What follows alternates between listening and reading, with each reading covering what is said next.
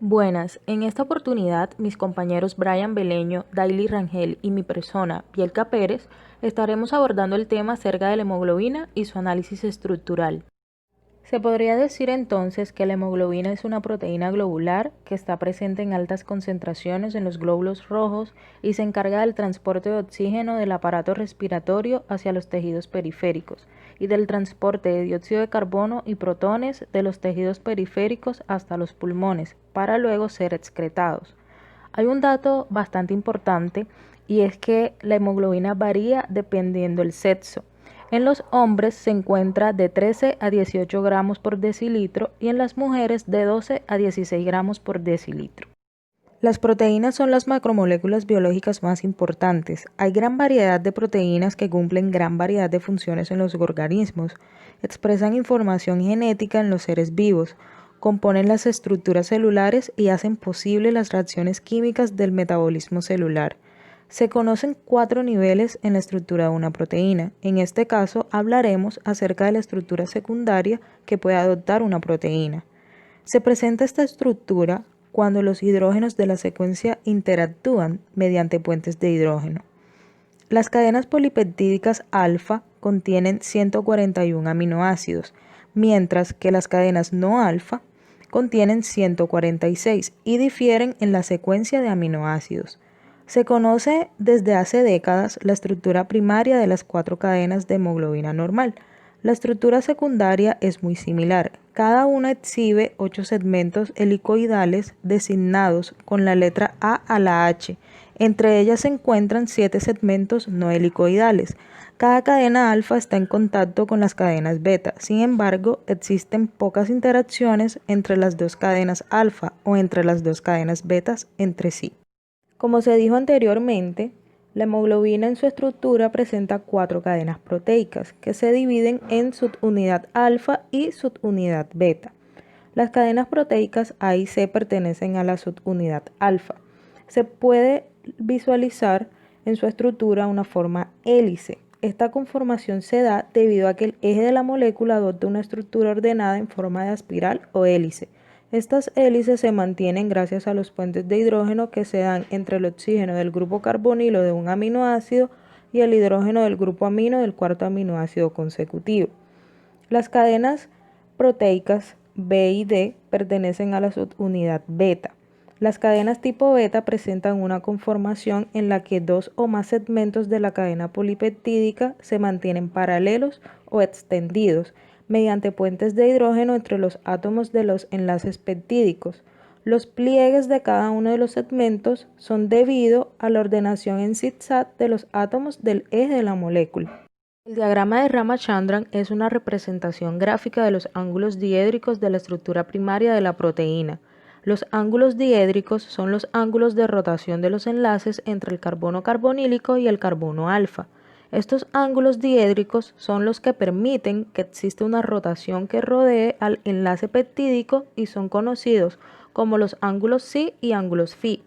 En el caso de la estructura de la proteína, en este caso la hemoglobina, se puede observar que la mayoría de los aminoácidos se encuentran situados en mayor proporción en un solo lugar. También se van a encontrar otros situados en las hojas beta. Otros también se van a encontrar, pero en menor proporción, en la zona correspondiente a la estructura en hélice alfa con giro hacia la izquierda. Como ya sabemos, la hemoglobina cumple la función de transportar el oxígeno y el dióxido de carbono en el proceso de la respiración celular, y esta tiene localizada tanto sus cadenas alfa como sus cadenas beta en el citosol y la región extracelular, especialmente en 3 sitios, que son el citoplasma, los lisosomas y las mitocondrias. Además, es necesario decir que también se encuentra localizada en otros lugares, como lo son el lumen de la vesícula endotelica, lúmenes granulados terciarios y complejos de atoglobina-hemoglobina. La hemoglobina subunidad alfa tiene un punto isoeléctrico de 8.118 con una masa de 15.26 kilodalton. Estas propiedades están relacionadas por la composición de aminoácidos que se presentan sobre la proteína de la hemoglobina. Para este caso, para la subunidad alfa, la secuencia de aminoácidos es esta que se ve aquí. Sabemos que la hemoglobina la subunidad alfa, se pueden encontrar en diferentes ambientes subcelulares, los cuales va a ser el lisosoma, citoplasma y mitocondria, donde la carga de la proteína en el lisosoma va a tener un valor de 8.3 a un pH 5.5. En el citoplasma va a tener una carga de 1.6 a un pH de 7.4. Y para la mitocondria va a tener un valor de 0.3 a un pH de 8.5. La hemoglobina subunidad beta, en ella tendremos un punto isoeléctrico teórico de 6.49 y una masa teórica de 16 kilodalton. Al igual que en la subunidad alfa, estas propiedades estarán relacionadas por la composición de aminoácidos presentes en su estructura, donde la secuencia de aminoácidos se puede apreciar acá. A diferencia de la subunidad alfa, en esta hay un total de 147 aminoácidos. Los diferentes ambientes subcelulares que se pueden presentar en el lisosoma, citoplasma y mitocondrias nos darán que para un pH de 5.5 tendremos una carga de 5.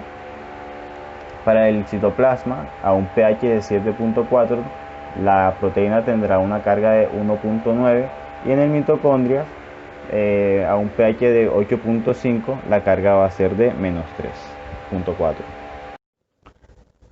Una breve comparación de un método para calcular el punto isoeléctrico de la cadena alfa para la proteína de la hemoglobina, comparándolo con el punto isoeléctrico de la misma cadena alfa, pero teórico. Podemos dar cuenta de que tienen variaciones con respecto al punto isoeléctrico y a la masa total de la proteína. Y acá está el punto isoeléctrico experimental para la cadena beta. Comparándolo también con el punto isoeléctrico de la cadena beta para el teórico, nos podemos percatar que hubo, al igual que en la cadena alfa, una variación del punto isoeléctrico y de la masa total del sistema. La diferencia de los puntos isoeléctricos experimentales frente al teórico, como para la cadena alfa y para la cadena beta, se presentan porque para los aminoácidos que conforman esta proteína, estos pueden sufrir una serie de reacciones químicas, tales como la metilación, la acetilación, entre otro tipo de reacciones químicas, que hacen que estas propiedades, tanto la masa como el punto isoeléctrico, varíen, volviendo así la molécula o más neutra, o que se tenga un punto isoeléctrico elevado o un punto isoeléctrico más bajo, al igual con su masa molar, con su masa total del sistema. Para las interacciones que se presentan entre las 4 cadenas polipeptídicas de la proteína de hemoglobina, podemos darnos cuenta que se están representadas como la cadena A, B, C y D. Cada una de estas interacciona a su vez con 3 cadenas diferentes que a su vez la rodean, ¿cierto? Para este tipo de interacciones se puede presentar 4 tipos de enlaces, los cuales son puentes de hidrógeno, enlaces de Van der Waals, enlaces de disulfuro y puentes salinos. De manera más detallada podemos ver las interacciones que ocurren entre la cadena A y C, A y B, BC, AD y la cadena CD, donde se está representando con los colores con un amarillo oscuro y un azul, donde el color amarillo representa el número de interacciones de tipo de fuerzas de Van der Waals y el azul serían puentes de hidrógeno, donde para la cadena A y la cadena C ocurren 27 interacciones de tipo fuerzas de Van der Waals y 6 de tipo de hidrógeno, al igual que la B y la C, donde ocurren 65 interacciones de tipo de Van der Waals y 7 para enlaces de puentes de hidrógeno. Aquí también podemos observar la formación de los poros de los bolsillos o hendiduras para la cadena polipeptídica de la hemoglobina, donde se tienen en cuenta excluyendo los ligandos y la estructura cuando se tienen en cuenta los ligandos.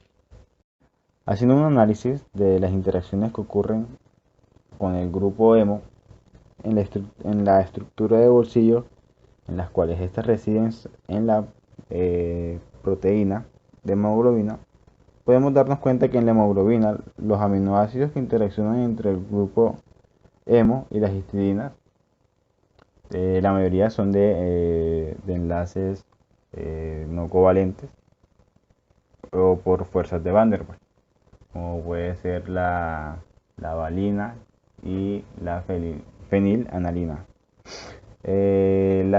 Hay dos tipos de interacciones, las cuales uno de estos aminoácidos interacciona de manera directa con el hierro acomplejado en el centro de nuestro grupo hemo, y estas interacciones corresponden a la histidina en la posición 87 y otra histidina que interacciona con el grupo hemo es la histidina en la posición 45, la cual interacciona con los radicales que se generan sobre los anillos de piridina, los cuales conforman nuestra porfirina 10.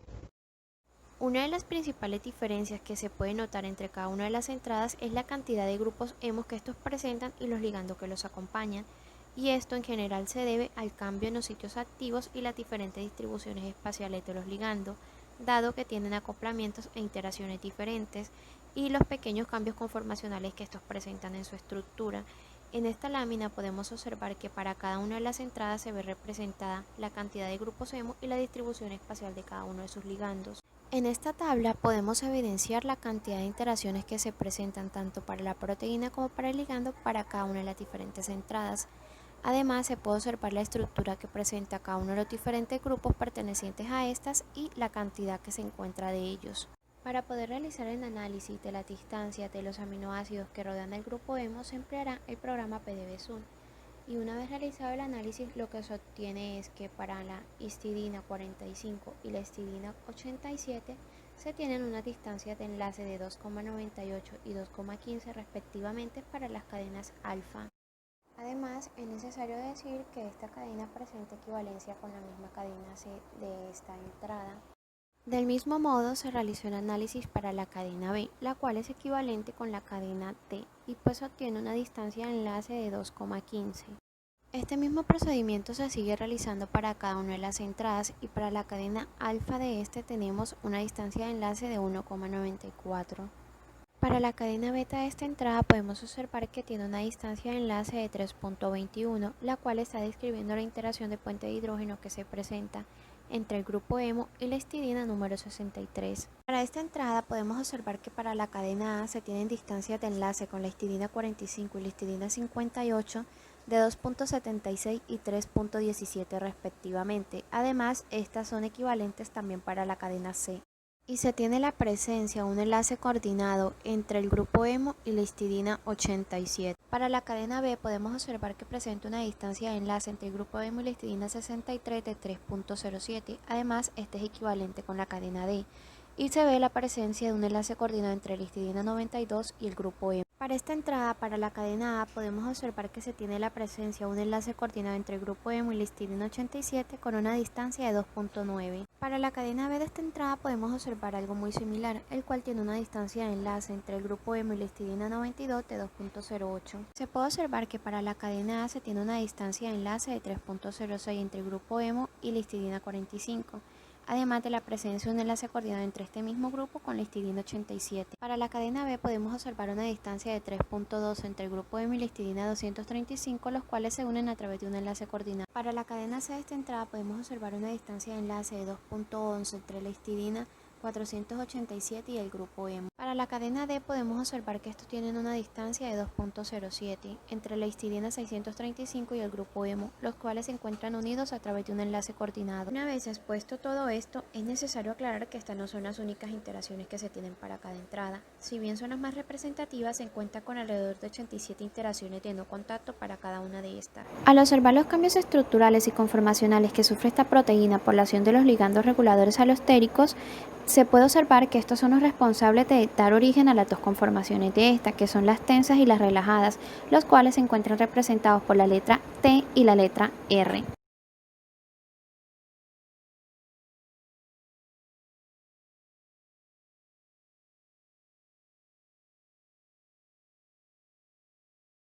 Sabiendo que los pequeños cambios estructurales que se presenten en la cadena proteica ocasionan a su vez cambios en las cadenas vecinas, haciendo que estos se unan más fácilmente unos ligandos que a otros, y la búsqueda de la variante de la hemoglobina humana que presenten un bajo nivel de oxígeno sin requerir el 2,3-difosforoglicerato, junto con una baja tasa de oxigenación, es de un gran interés actualmente para la producción de un portador de oxígeno artificial.